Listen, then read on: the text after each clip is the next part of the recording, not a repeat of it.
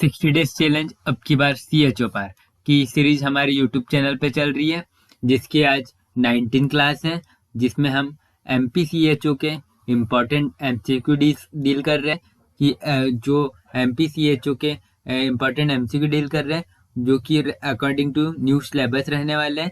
जो MPCHO ने new syllabus दिया है उसके अकॉर्डिंग ये MCQ रहेंगे और हम सारे MCQ टॉपिक्स वाइज देख रहे हैं। तो आज का हमारा टॉपिक है मैटरनिटी हेल्थ।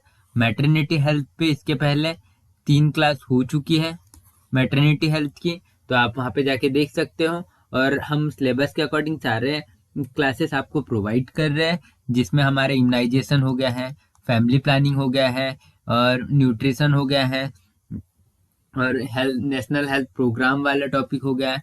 तो अगर आप लोगों ने अभी तक वो क्लास देखी नहीं है तो हमारे यूट्यूब चैनल पे जाके देख सकते हैं। इस वीडियो के डिस्क्रिप्शन में आपको प्लेलिस्ट की लिंक मिल जाएगी, वहां से जाके सारे वीडियो आप देख सकते हो।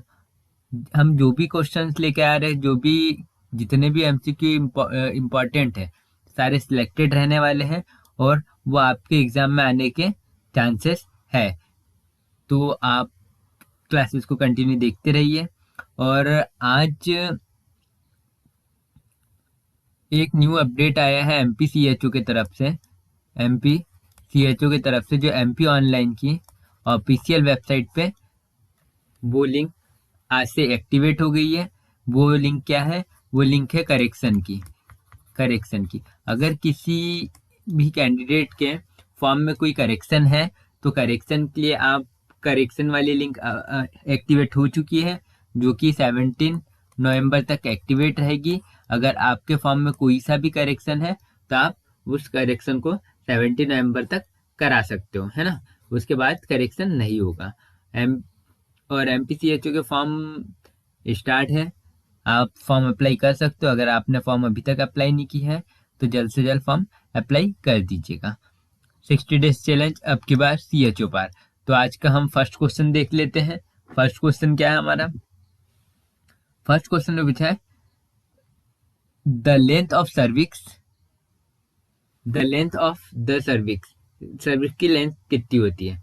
फर्स्ट ऑप्शन में दिया है 3.5 सेंटीमीटर, सेकंड ऑप्शन में दिया 4.5 सेंटीमीटर और थर्ड ऑप्शन में दिया है 2.5 सेंटीमीटर और फोर्थ ऑप्शन में दिया नन ऑफ द अबोव। तो हम सर्विस की बात करें तो ये क्या है? यूट्रस का पार्ट है। यूट्रस के कितने पार्ट होते हैं? यूट्रस के 3 पार्ट्स होते हैं। कौन से? 1, 2 और 3 पार्ट होते हैं। तो 3 पार्ट में हम सबसे पहले बात करें तो बॉडी वाला पार्ट होता है, बॉडी। सेकंड स्टमक होता है और थर्ड होता है सर्विक्स। बॉडी वाले पार्ट भी 2 पार्ट में डिवाइड है, एक फंडस और एक बॉडी केविटी। फंडस वाला पार्ट की कितने सेंटीमीटर होता है? 1.5 सेंटीमीटर फंडस वाला पार्ट होता है। बॉडी कैविटी रहती है 3 to 4 सेंटीमीटर। स्टमक की बात करें तो ये होता है 0.5 सेंटीमीटर और सर्विक्स की बात करें तो सर्विक्स होता है 2.5 सेंटीमीटर इसकी लेंथ होती है। तो सर्विक्स की लेंथ इस क्वेश्चन में पूछी गई थी, तो हमारा राइट आंसर हो जाएगा option number C, 2.5 centimetre length होती है सर्विक्स की। बॉडी वाले पार्ट की कितनी लेंथ होती है? बॉडी वाला पार्ट टू पार्ट में डिवाइड है, एक फंडस कितना 1.5 सेंटीमीटर और एक बॉडी कैविटी है वो कितना 3 to 4 सेंटीमीटर। स्टमक वाला पार्ट 0.5 सेंटीमीटर एंड सर्विक्स है 2.5 सेंटीमीटर। सर्विक्स होता है 2.5 सेंटीमीटर। देन इसके बाद हमारा नेक्स्ट क्वेश्चन है a higher concentration of estrogen in blood में एस्ट्रोजन बढ़ जाता है तो क्या होता है।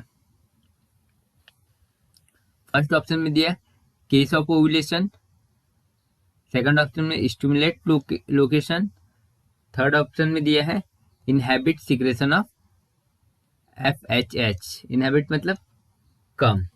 तो एस्ट्रोजन बढ़ जाता है तो क्या होता है? और फोर्थ ऑप्शन में दिया है बोथ A एंड C। तो हमारा राइट आंसर क्या हो जाएगा? इसमें एस्ट्रोजन का, अगर एस्ट्रोजन ब्लड में हाई हो जाता है तो इससे क्या होता है? केस ऑफ ओवुलेशन और एक होता है secretion of FHH। Inhibit secretion of FSH. तो हमारा राइट आंसर रहेगा ऑप्शन नंबर डी, एफएसएच की मात्रा कम हो जाती है और ओव्यूलेशन के केस हो जाते हैं। इसके बाद नेक्स्ट क्वेश्चन है, in a lecture on sexual functioning the nurse plan, एक नर्स है वो एक लेक्चर प्लान कर रही है, वो कौन सा सेक्सुअल फंक्शन और include of the fact the ovulation ओकर व्हेन द, तो इस टॉपिक पे, तो इसमें ये क्या होगा, कौन सा टॉपिक होगा। Oxytocin level is high, second option में ब्लड लेवल ऑफ एलएच, और थर्ड ऑप्शन में दिया है प्रोजेस्टेरॉन लेवल इज हाई, और फोर्थ ऑप्शन में दिया है नन ऑफ दीज। तो इसका राइट आंसर क्या हो जाएगा, इसका राइट आंसर रहेगा ऑप्शन नंबर बी, क्या रहेगा, ब्लड लेवल जो है, blood level of LH high, इसका राइट आंसर हो जाएगा। देन इसके बाद नेक्स्ट क्वेश्चन देख लेते हैं, एलएच सर्क ऑकर, तो फर्स्ट ऑप्शन में दिया है एलएच सर्क पूछा है, तो फर्स्ट ऑप्शन में 24 hour after ovulation, second option में दिया है ड्यूरिंग ओवुलेशन, थर्ड ऑप्शन में दिया 24 आवर बिफोर ओवुलेशन, और फोर्थ ऑप्शन में दिया है 4 days आफ्टर ओवुलेशन। तो इसका राइट आंसर हो जाएगा option number C, 24 hour before ovulation, ovulation के पहले इसका लेवल। देन इसके बाद next question, during the ovulation phase, ovulation phase के समय menstrual cycle ovulation is caused by, इसके कारण क्या सीक्रेट होता है, कौन सी फेज में, ओवुलेशन फेज में मेंस्ट्रुअल साइकिल ओवुलेशन के कारण क्या सीक्रेट होता है। फर्स्ट ऑप्शन में दिया है एस्ट्रोजन, सेकंड ऑप्शन में दिया है प्रोजेस्टेरॉन, थर्ड ऑप्शन में दिया है एलएच हार्मोन, और फोर्थ ऑप्शन में दिया है फोलिसिन स्टिमुलेटिंग हार्मोन। तो इसमें क्या सीक्रेट होता है, तो इसका राइट आंसर है क्या होता है, इसका राइट आंसर दिया है इसमें, इसका राइट आंसर है option number C, LH hormone, LH hormone, LH hormone secrete होता है। देन इसका नेक्स्ट क्वेश्चन है, a female patient getting a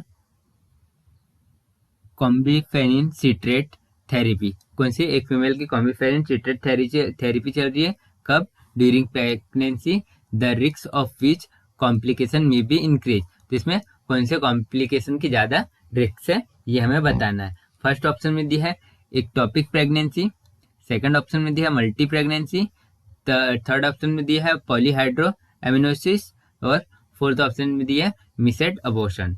तो क्या चल रही है, क्लोम्बिफेरेन सिट्रेट थेरेपी चल रही है ड्यूरिंग प्रेगनेंसी, तो क्या रिस्क हो सकते हैं, तो इसमें रिस्क हो सकते हैं, इसका राइट आंसर है, इसका राइट आंसर है option number B, multiple pregnancy, इसका राइट आंसर रहेगा multiple pregnancy.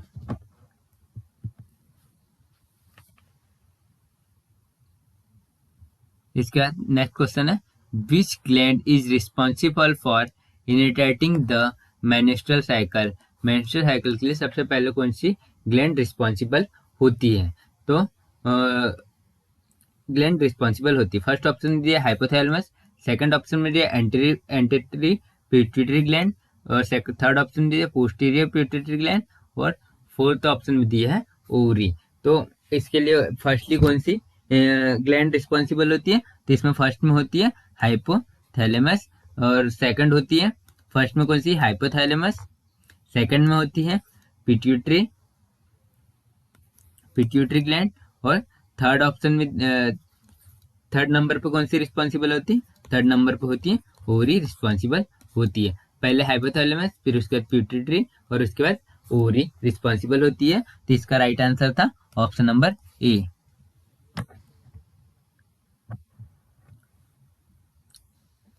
This phase is a name because it is when the follicle, the ovary, grow and form the natural egg, name of the phase। तो phase का name बताना है, तो first option है menstruation, second option में ovulation, third option में Lutyens phase, और fourth option में फोलिकुलर फेज। तो इसका हमें आंसर बताना है, इसका आंसर क्या है, तो इसका आंसर है ऑप्शन नंबर डी कौन सी फोलिकुलर फेस रहती है, option number D follicular follicular phase होती है। देन इसके बाद the ovarian cycle is initiated by, जो ओरियन साइकिल है वो स्टार्ट वो बताना है। तो फर्स्ट ऑप्शन में क्या है, प्रोजेस्टेरॉन, सेकंड ऑप्शन में एस्ट्रोजन, थर्ड ऑप्शन में इंडोफेनिन और फोर्थ ऑप्शन में फोलिकुलर स्टिमुलेटिंग हार्मोन। तो इसमें इसका राइट आंसर क्या है, इसका राइट आंसर है option number D follicular stimulating hormone, इसका राइट आंसर है। देन इसका next question, the content face in the menstrual cycle, consistent face of menstrual cycle बताना है। तो फर्स्ट ऑप्शन में मेन्स्ट्रुअल साइकिल, सेकंड ऑप्शन में proliferative face, third option में ल्यूट्रियल face और फोर्थ ऑप्शन में ओवुलेशन फेस। तो इसका राइट आंसर क्या होगा, इसका राइट आंसर रहेगा ल्यूट्रियल फेस, ऑप्शन नंबर सी इसका राइट आंसर है। कौन सा, ल्यूट्रियल फेस इसका राइट आंसर है। देन इसके बाद जो एमपीसीएचओ है, एमपीसीएचओ के सिलेबस वाइज हमारे यूट्यूब चैनल पर 60 डेज चैनल अब की बार सीएचओ पर सीरीज चल रही है, जिसमें हम एमपीसीएचओ को कुछ इंपॉर्टेंट एमसीक्यू डील कर रहे हैं, जिसमें हमारा आज का टॉपिक मैटरनिटी हेल्थ है। और इसके पहले मैटरनिटी हेल्थ की 3 क्लास कंप्लीट हो चुकी है। अगर आपने नहीं देखी है तो आप हमारे यूट्यूब चैनल पर जाके क्लास देख सकते हो। और इसके पहले हम सिलेबस के अकॉर्डिंग सारे टॉपिक, आपके सिलेबस में जितने टॉपिक दिए सारे टॉपिक एग्जाम के पहले कंप्लीट कराएंगे। इसके पहले हमारे इम्यूनाइजेशन हो गया, national health programme, family planning और न्यूट्रिशन की क्लास कंप्लीट हो चुकी है, जो कि आप हमारे यूट्यूब चैनल पे देख सकते हो, यूट्यूब चैनल पे जाके देख सकते हो। और इस वीडियो के डिस्क्रिप्शन में आपको प्लेलिस्ट मिल जाएगी, प्लेलिस्ट की लिंक मिल जाएगी, वहां से आप सारे वीडियो देख सकते हो। अगर आपने अभी तक हमारे चैनल को सब्सक्राइब नहीं किया है तो हमारे चैनल को सब्सक्राइब करें। तो ये क्वेश्चन है, if the women does not child the menstrual flow will be portable resume. एक वुमेन है, उससे बताना है कि मतलब चाइल्ड बर्थ के बाद मेन्स्ट्रुअल साइकिल फिर से कब स्टार्ट हो जाएगी। तो फर्स्ट ऑप्शन में दिया है 2 से 4 week after delivery, second option में दिया है 8 से 10 डेज वीक आफ्टर डिलीवरी, और थर्ड ऑप्शन में दिया 6 to 8 वीक आफ्टर डिलीवरी, और फोर्थ ऑप्शन में दिया 6 to 8 वीक आफ्टर डिलीवरी।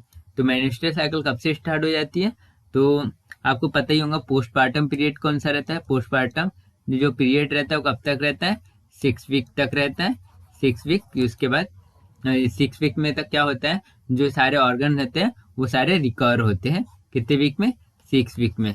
तो हमारा राइट आंसर हो जाएगा ऑप्शन नंबर डी, जो रहेगा ये मेंस्ट्रुअल साइकिल फ्लो कब से स्टार्ट हो जाए, 6 to 8 वीक आफ्टर डिलीवरी वो स्टार्ट हो जाता है। तो हमारा right answer option number D इसका राइट आंसर है।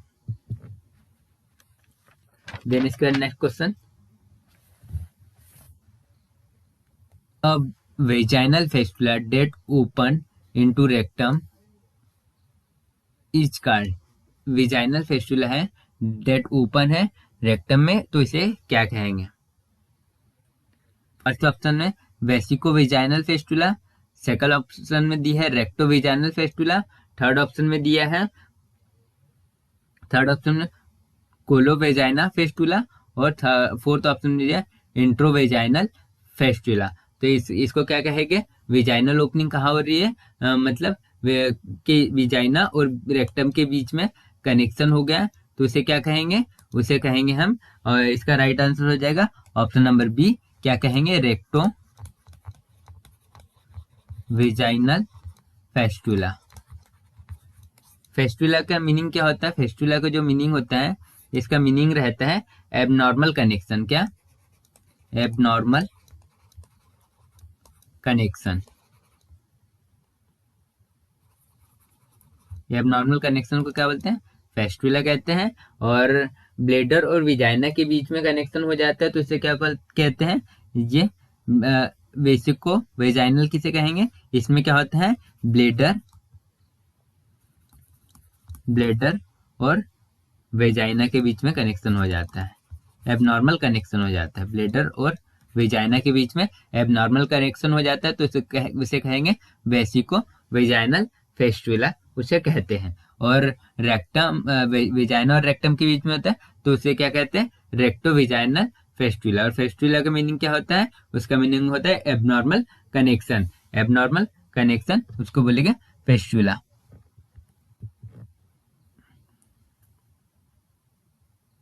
देन इसके बाद when the methylene blue dye is inducted to the bladder through a catheter and the dye is seen through the vaginal opening, the condition is due to methyl blue die inject करना है bladder में, कहाँ से, catheter के through. पर क्या हो रहा है, जो डाई है वो हमें कहाँ से देखने को मिल रही है, विजाइनल ओपनिंग से वो रिटर्न आ जा रही है। तो उस कंडीशन में को हम क्या कहेंगे, तो फर्स्ट ऑप्शन में दिया है यूट्राइन प्रोलेप्स कहेंगे, सेकंड ऑप्शन में दिया है रेक्टोविजाइनल फेस्टुला कहेंगे, थर्ड ऑप्शन में दिया है वेसिको वेजाइनल फेस्टुला और फोर्थ ऑप्शन में दिया है फिब्रॉइड यूटेरस। तो मैंने अभी बताया था आपको ब्लेडर और वेजाइना के बीच में एबनॉर्मल ओपनिंग हो गई है, ब्लेडर और वेजाइना के बीच में एबनॉर्मल ओपनिंग हो गई तो इसे हम क्या कहते हैं, वेसिको वेजाइनल फेस्टुला। फेस्टुला का मीनिंग होता है एबनॉर्मल ओपनिंग, तो इसका राइट आंसर हो जाएगा, इसका राइट आंसर रहेगा option number C, vesico vaginal opening कहेंगे। क्वेश्चन क्या बोल रहा था, मिथाइल ब्लू डाई इंजेक्ट करना था ब्लेडर में, किसके थ्रू, कैथेटर के थ्रू, बट क्या हो रहा था, जो डाई है वो वेजाइनल ओपनिंग से रिटर्न आ जा रही थी, तो उस कंडीशन को हम क्या कहेंगे, उसे कहेंगे वेसिको वेजाइनल फेस्टुला। क्या कहेंगे, वेसिको वेजाइनल फेस्टुला। देन इसके बाद नेक्स्ट क्वेश्चन है,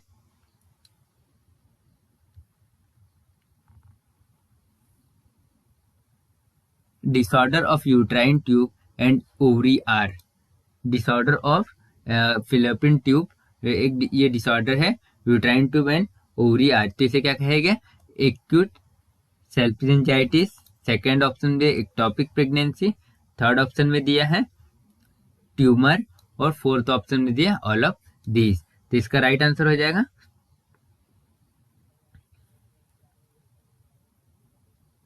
यूट्राइन ट्यूब के डिसऑर्डर बताना है, तो यूट्राइन ट्यूब का डिसऑर्डर क्या होता है, तो ये देखो ये जो है ये सारे क्या है, ये दोनों क्या कहाँ होते हैं, ये के डिसऑर्डर है, ये फिलोपिन ट्यूब के हैं, और सेकंड ये जो ट्यूमर होता है ये कहाँ होता है, ये ओवरी में होता है, ओवरी में होता है, तो इसका राइट आंसर हो जाएगा ऑप्शन नंबर डी, इसका राइट आंसर है।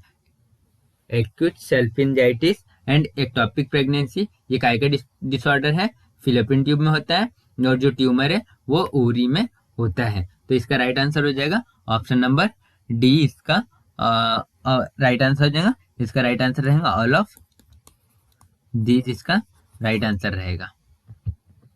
देन इसके बाद abnormal proliferation of uterine endometrium tissue outside of the uterus is known as, मतलब एबनॉर्मल डेवलपमेंट हो रहा है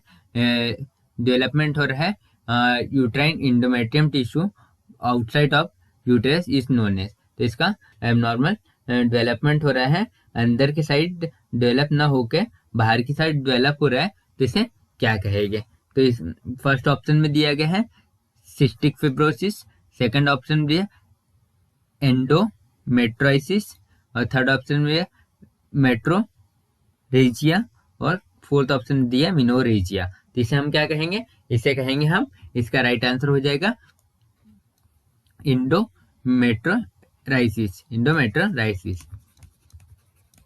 मेट्रीरोसिस इसे हम कहेंगे। इसमें क्या होता है, ये अंदर की साइड डेवलप ना होकर बाहर की साइड आउटसाइड में डेवलप हो जाता है।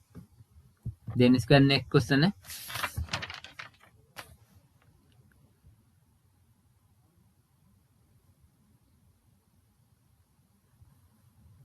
What is the cause of inflammation of Bartholin gland?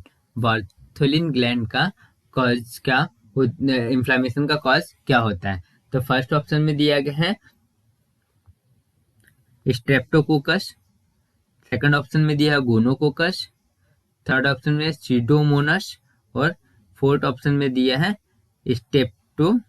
स्टेप्टोलाइकोकस। तो इसका राइट आंसर क्या हो जाएगा? इसका राइट आंसर रहेगा ऑप्शन नंबर बी, गोनोकोकस। इसमें क्या होता है, बार्थोलिन ग्लैंड का ये कॉजेटिव एजेंट होता है। जो बार्थोलिन ग्लैंड है उसका कॉजेटिव एजेंट होता है क्या, जो गोनोकोकस है वो बार्थोलिन ग्लैंड का कॉजेटिव एजेंट होता है। देन इसके बाद, a woman who reported painful urination during or after providing might have a problem in which of the following location? मतलब एक वुमेन को रिपोर्ट करी काई की पेनफुल यूरिनेशन की, तो इसका क्या, इसका हमें बताना है वो किस कारण हो रही है। फर्स्ट ऑप्शन में दिया गया है ब्लैडर, सेकंड ऑप्शन में दिया है किडनी, थर्ड ऑप्शन में दिया है यूटेरस और फोर्थ ऑप्शन में दिया है यूरेथ्रा। तो ये किसकी वजह से होता है पेनफुल यूरिनेशन? ये होता है यूटीआई के वजह से होता है। यूरिनेशन के टाइम पेन देखने को मिलता है। और इसके कॉजेटिव एजेंट की बात करें तो इक्वलाई इसका कॉजेटिव एजेंट होता है। ये किसकी वजह से होता है? यूटीआई की वजह से होता है। यूटीआई की वजह से क्या होता है, यूरिनेशन के टाइम पेन देखने को मिलता है यूटीआई की वजह से। और इसका पॉजिटिव एजेंट क्या होता है, इकोलाई इसका पॉजिटिव एजेंट होता है। और यूटीआई की बात करें तो यूटीआई का फुल फॉर्म होता है यूरिनरी ट्रैक इन्फेक्शन, इसका फुल फॉर्म होता है यूरिनरी ट्रैक इन्फेक्शन, यूटीआई का फुल फॉर्म होता है। यूटीआई का फुल फॉर्म होता है उसका पॉजिटिव एजेंट इकोलाई होता है। और इस क्वेश्चन का राइट आंसर की बात करें तो ये कहाँ पे होगा, ऑप्शन नंबर डी इसका राइट आंसर है, यूरेथ्रा। ऑप्शन नंबर डी इसका राइट आंसर है।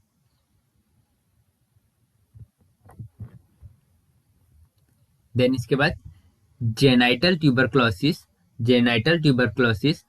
occurs mainly in women in the following organ। जो जेनाइटल ट्यूबरक्लोसिस होती है वो मेनली वुमेन में कौन से ऑर्गन में होता है? तो फर्स्ट ऑप्शन में दिया फिलिपिन ट्यूब, सेकंड ऑप्शन में दिया यूटेरस, थर्ड ऑप्शन में दिया सर्विक्स और फोर्थ ऑप्शन में दिया विजाइना।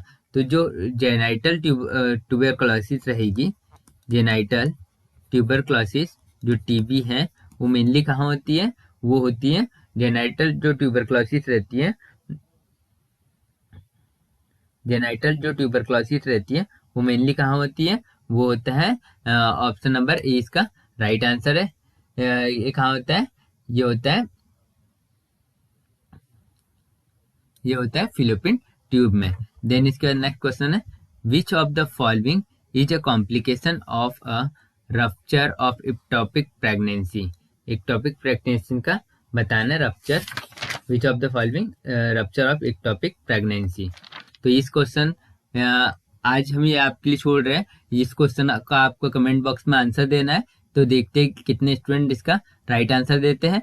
फर्स्ट ऑप्शन में दिए हेमोरेजिया, सेकंड ऑप्शन में दिया इन्फेक्शन, थर्ड ऑप्शन में दिया इम्यूनेशिया और फोर्थ ऑप्शन में दिया है both and A and B. तो इस क्वेश्चन का आंसर आप लोग कमेंट बॉक्स में जरूर दीजिएगा। हम देखेंगे कितने स्टूडेंट इसका राइट आंसर देते हैं।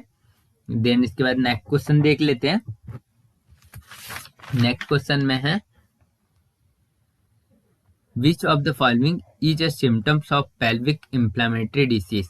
हमें बताना है पेल्विक इन्फ्लामेटरी जो डिसीज है उसके सिम्टम्स बताना है कि इसके सिम्टम्स क्या होती है। फर्स्ट ऑप्शन में डाई डाइस्यूरिया, सेकंड ऑप्शन डिस्पेन्यूरिया, और थर्ड ऑप्शन में दिया डिसमेनोरिया, और फोर्थ ऑप्शन में दिया ऑल ऑफ दिस। तो इसका मीनिंग क्या होता है? पेनफुल, फर्स्ट ऑप्शन में पेनफुल यूरिनेशन, सेकंड में होता है पेन, इसका मीनिंग होता है पेनफुल सेक्सुअल इंटरकोर्स, और डिस्मेनोरिया का मीनिंग होता है painful menstrual cramp, menstrual cycle के टाइम पेन होना, क्रैम्प, मेंस्ट्रुअल क्रैम्प। तो इसका राइट आंसर की बात करें तो इसका राइट आंसर है ऑप्शन नंबर डी। ये सारा इसमें पेल्विक इंफ्लेमेटरी डिसीज के में सिम्टम्स होते हैं। और भी हम सिम्टम्स की बात करें तो इसमें क्या क्या होता है हम देख लेते हैं। फर्स्ट ऑफ इसमें होता है pain the lower abdominal, pain होता है लोअर एब्डोमिनल में और अपर एब्डोमिनल में, फीवर आता है और पेनफुल सेक्स, इंटरकोर्स के टाइम पेन होता है, और पेनफुल यूरिनेशन के टाइम पेन होता है। ऐसे इसके कुछ सिम्टम्स है क्या क्या?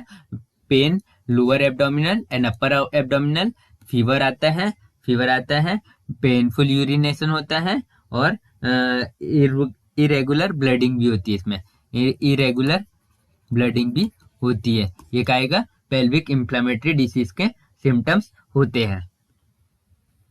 देन इसके बाद next question, which of the following is a recommended way to reduce the risk of breast cancer? Breast cancer को रिड्यूस करने के लिए क्या है बताना है।